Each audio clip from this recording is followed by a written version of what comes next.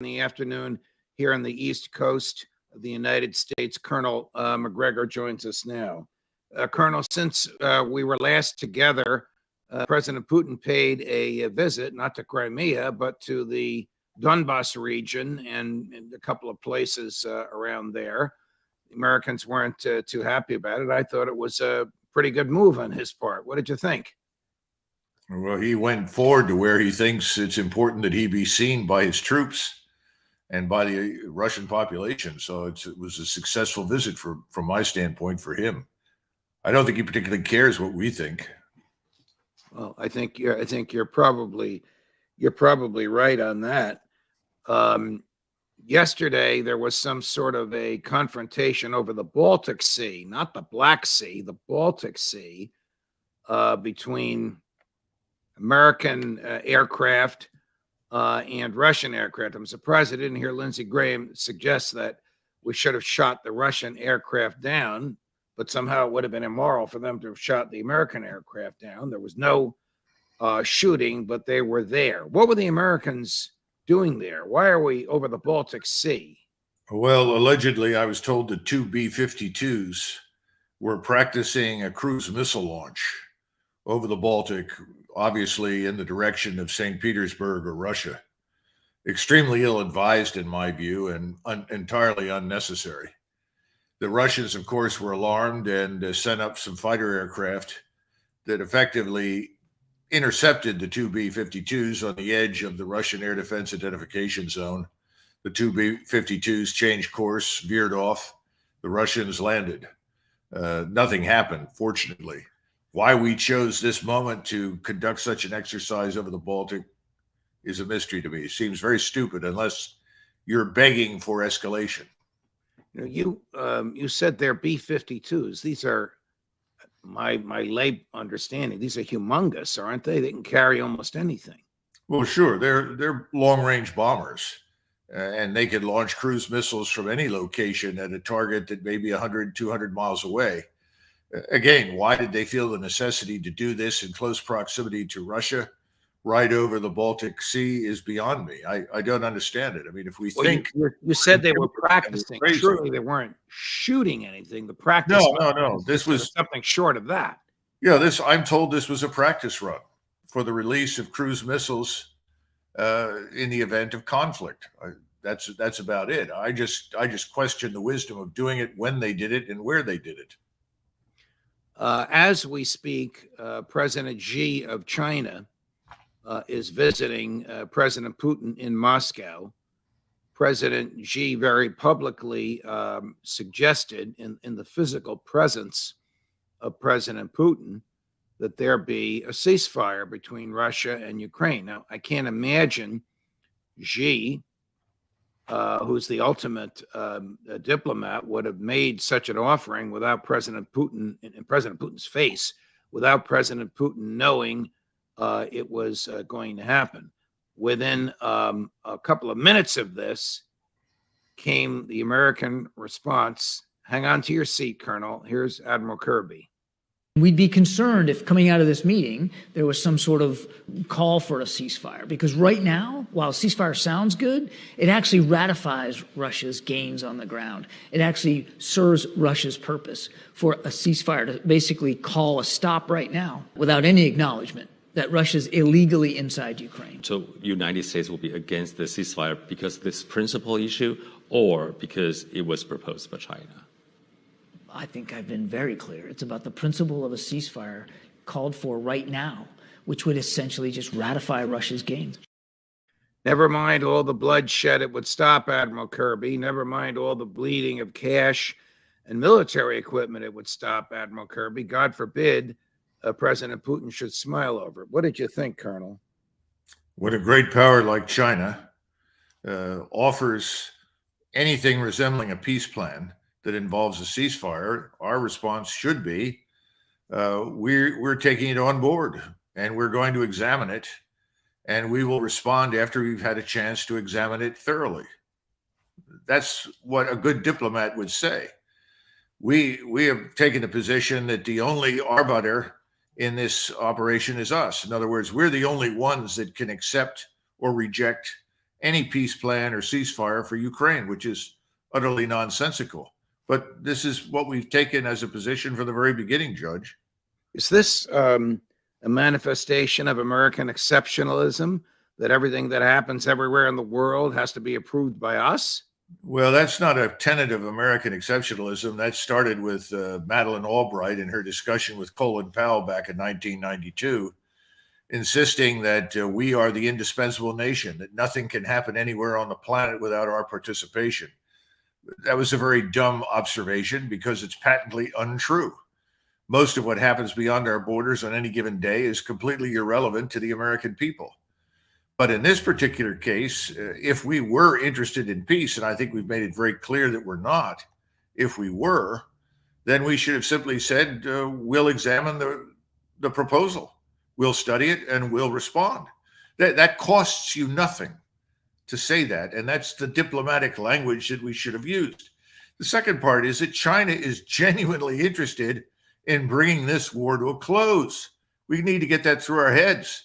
Everything that China is about is economic expansion, building prosperity. They want to build the One Belt, One Road that runs from the coast of China in the east on the Pacific all the way to Europe.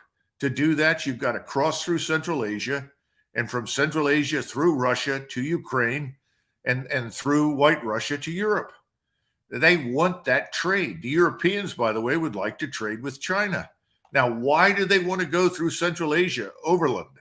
Because right now they're heavily dependent for oil, gas, all the natural resources, minerals, food, on transport over the sea.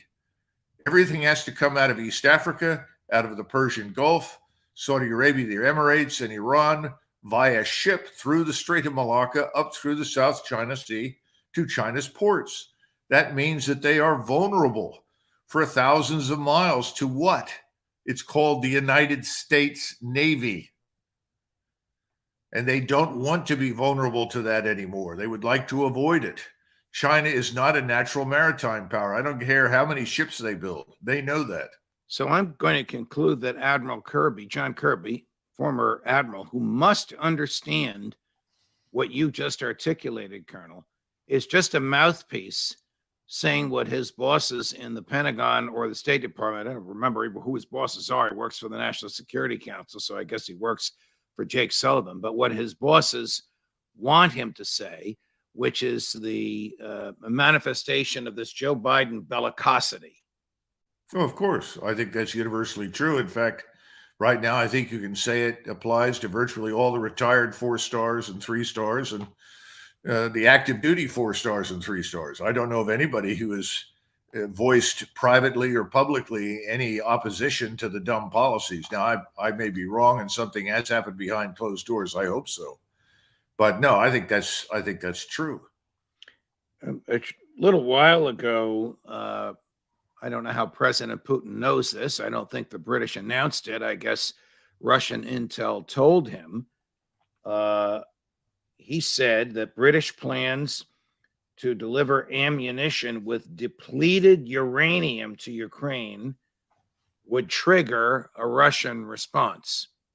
That caused the press to ask the American Air Force general, who is a spokesperson for the Defense Department, this is a very short clip, if the U.S. would be delivering ammunition with depleted uranium. Before we get into what depleted uranium is and how dangerous this is and why Putin reacted the way he did, here's the U.S. Air Force general basically saying it's not coming from us. They said that they were going to send munitions with depleted uranium. Is the U.S. sending any munitions with depleted uranium to Ukraine? Yeah, so on your latter question, not to my knowledge, we are not. What is ammunition with depleted uranium, Colonel? Well, the ammunition that the Russians are referring to is tank ammunition, 120 millimeter smooth bore tank ammunition, what we call sabot rounds. These are the rounds designed for use against enemy tanks. And what happens is that we take depleted uranium, in other words, used plutonium, if you will, and we integrate that into the alloy that forms the penetrator on the ammunition. In other words, this long prong which penetrates the enemy's armor has this depleted uranium in it. It has an incendiary effect, which means that it causes anything inside the turret to essentially catch fire. So it not only increases the penetration capability, but has the incendiary effect. Now, we use that on all the 120 millimeter smoothbore tank rounds that we built for the M1 series tanks. I use those in the Gulf War. They are ferocious. It sounds like a freight train headed down the track at 100 miles an hour when it leaves the barrel. It flies at more than a mile per second, and it effectively destroys anything that it touches. Now, the argument has been since the Gulf War, does this depleted uranium cause damage to the population after the war is over? In other words, if you go into the damaged equipment or you encounter remnants of this ammunition anywhere, are you in danger of contracting cancer? I've heard arguments on both sides saying studies were performed that said no, other studies that say no, it's unclear, and then one or two out there that insist it's dangerous. But it is not a nuclear weapon, and people need to understand that. It has no nuclear capability, if you will. It's just a vastly improved penetrator that has the ability to be incendiary once it strikes the target. I guess it sounds nuclear-like because of the phrase depleted uranium. And when I just saw this about 10 minutes before you and I came on, I thought, no wonder President Putin is so upset. Why is he so upset if this is ammunition with which he's familiar? Do the Russians have similar ammunition to put in their tanks, Colonel? Not that I'm aware. No, we're the ones that developed it. It's very good. It's very effective. I can attest to that personally. And as far as I can tell, no one has contracted cancer from being near it, around it, or having used it. And I certainly loaded rounds and spent a great deal of time around it. And I was also on the battlefield where we fought after the war and saw evidence for the damage it inflicted. I don't know what President Putin's information is. And the Russians are pretty sober-minded. And normally, I think if they knew what they were dealing with, they would not make these comments suggesting that this had, quote unquote, nuclear implications. But perhaps they've decided that this has some propaganda value that harms us in the public eye. I have no idea. If the British send this to Ukraine, does the Ukraine military have the tanks from which to propel this, or do they need different equipment? Or do they need Americans there again to show them how to use it? Well, the smoothbore cannon, the 120 millimeter, is a Rheinmetall product. It's a German gun.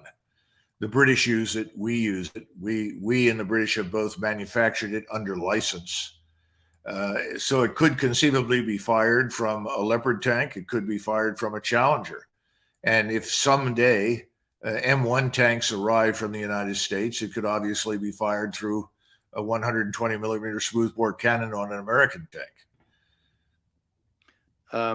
Earlier today, I spoke with a mutual friend of ours, former CIA operative and iconoclast, like you, Ray McGovern, and I asked him if the CIA is sick and tired of false information getting its way to the White House, or if the truth is finally making its way there. I think you'll find his answer, which is a little on the long side, but typically McGovern-esque. There's this little section where he imitates Lavrov speaking English with a Russian accent, as only McGovern can do. But I want you to listen to this. It's food for a lot of thought, Colonel. Okay. Are there realists in the CIA who can say, look, we're on the ground. Ukraine is not going to win this? Is this message getting to Lloyd Austin, Tony Blinken, and President Biden? No, the CIA is totally corrupted. Lloyd Austin, he was guilty of fixing the intelligence on Syria. I mean, he was head of CENTCOM.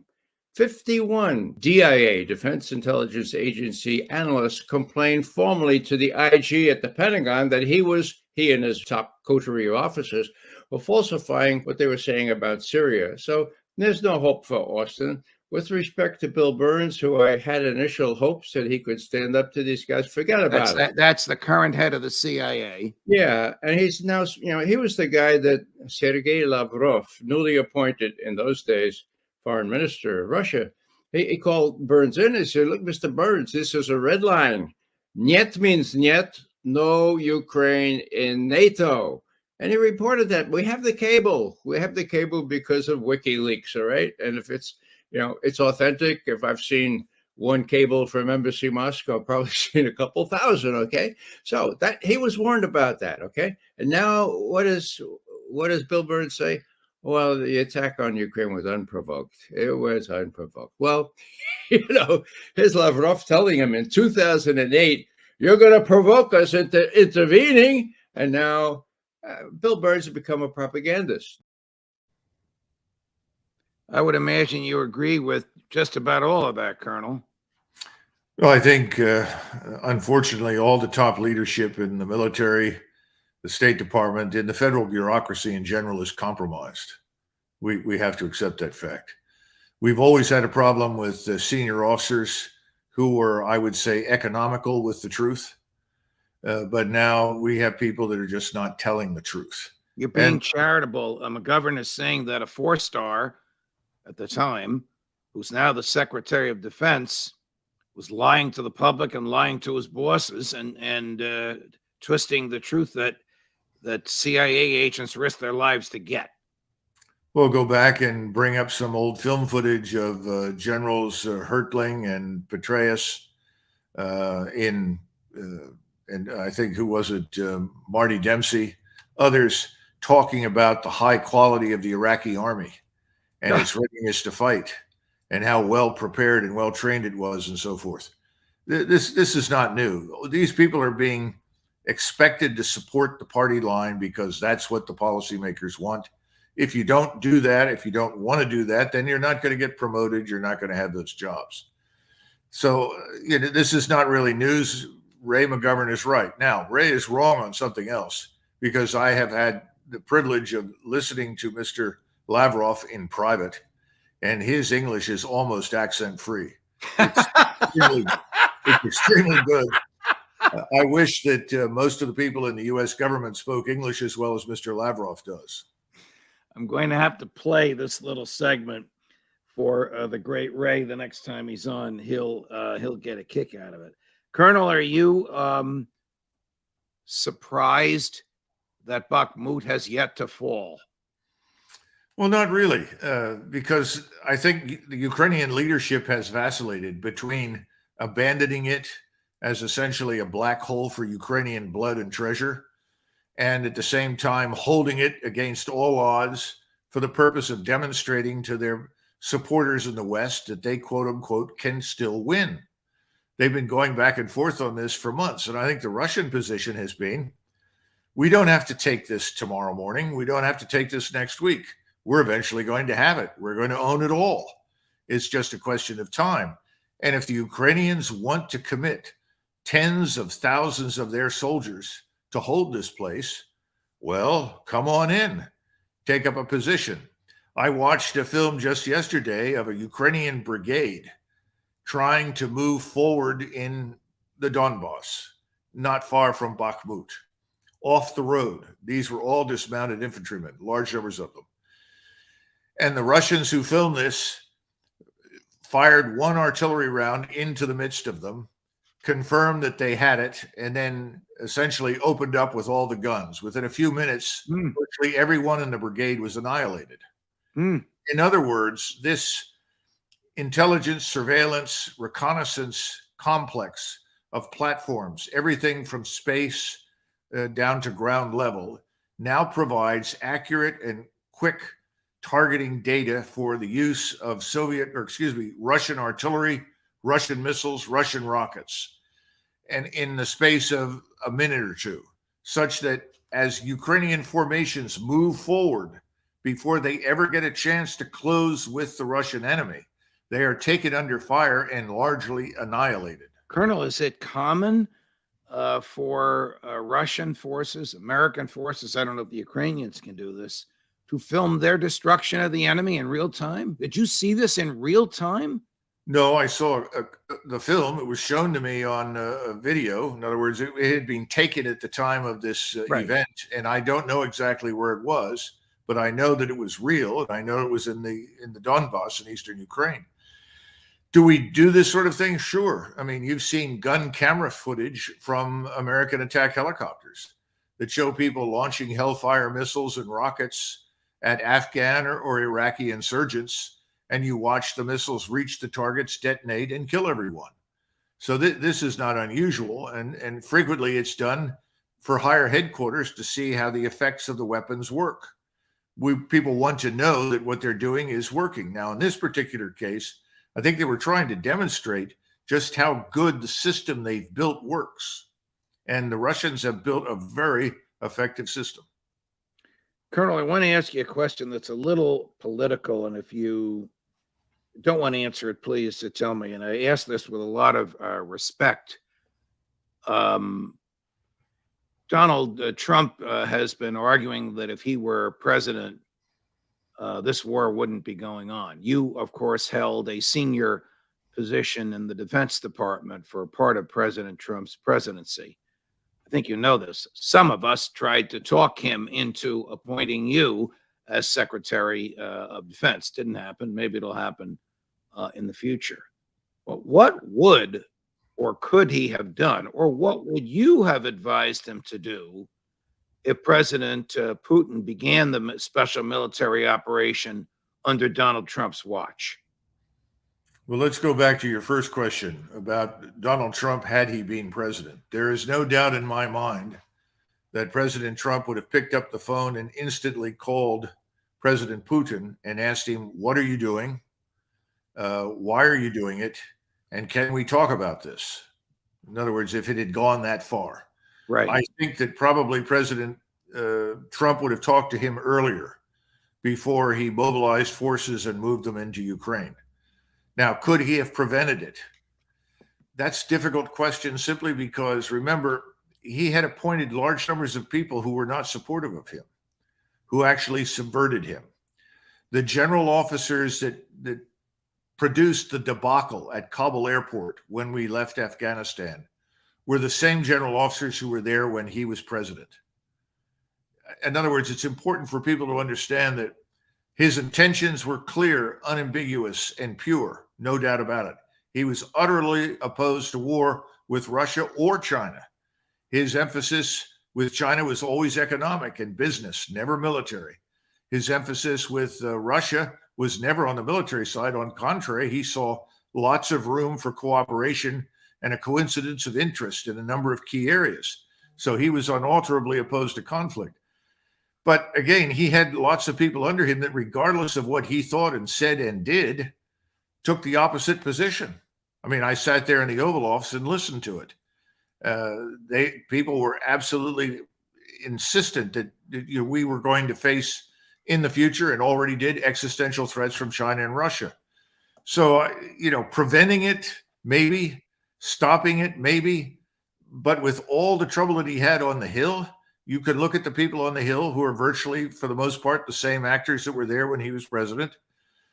You have the same generals in many cases. Some of them have turned over, certainly in the case of the Secretary of Defense, but they were all of one mind. We have to harm, fight, damage, hurt, use whatever verb you want, Russia. Colonel, this is a brilliant, gifted, firsthand, and courageous answer, and I'm deeply grateful for it. I want to go back just for a moment before we finish to where we started. I'm still fascinated, just because of my general understanding of some of which comes from you, of the way heads of state operate when they say things in public. This statement by President Xi, it's time to consider a ceasefire. Surely there's someone high up in the Pentagon or the State Department or the National Security Council who will say to someone north of that person, this is very interesting. Let's consider it.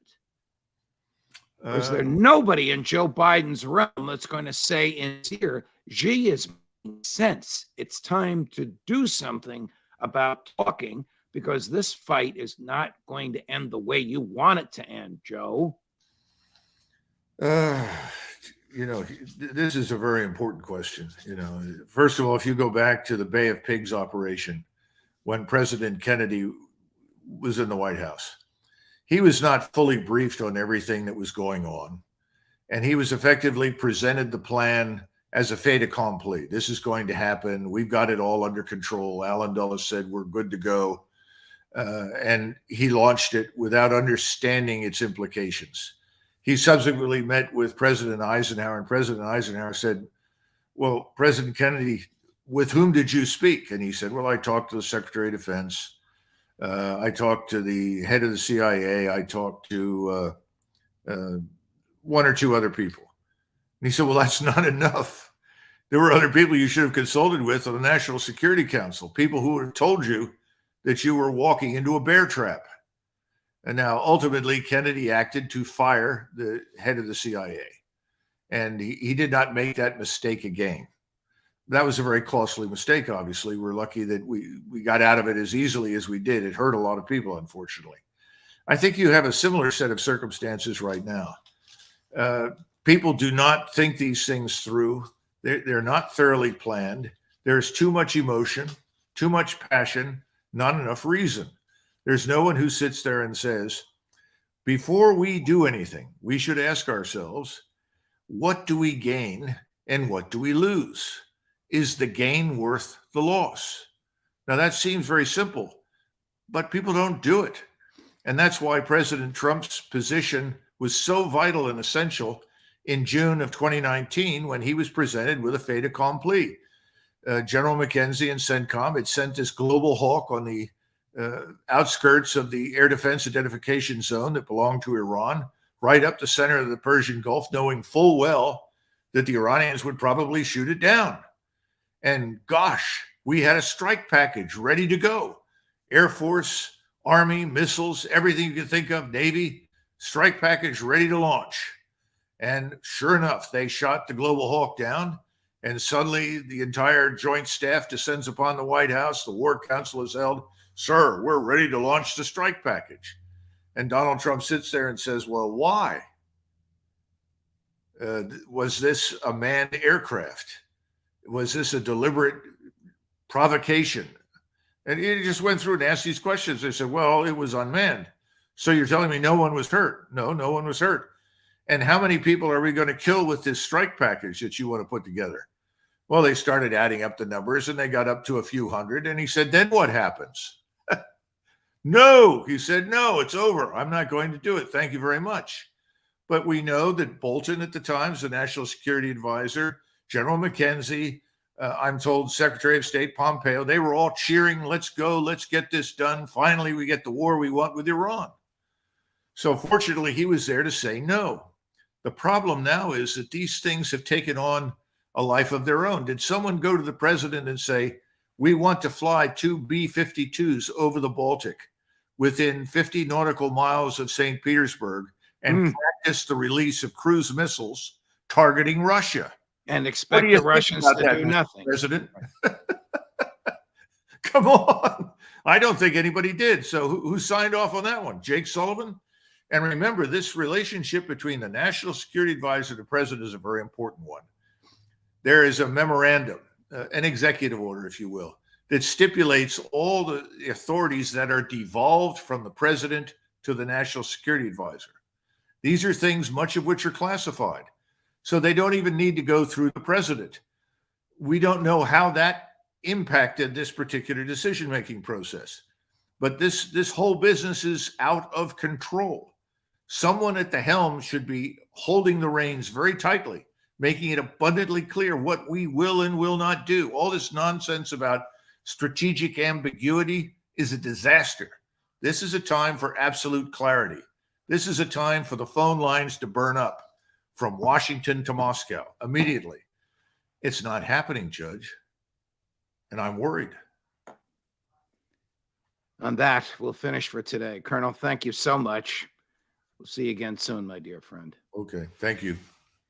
Boy, if you appreciate what we do, like and subscribe. You'll see more of this brilliant and courageous colonel. Judge Napolitano for Judging Freedom.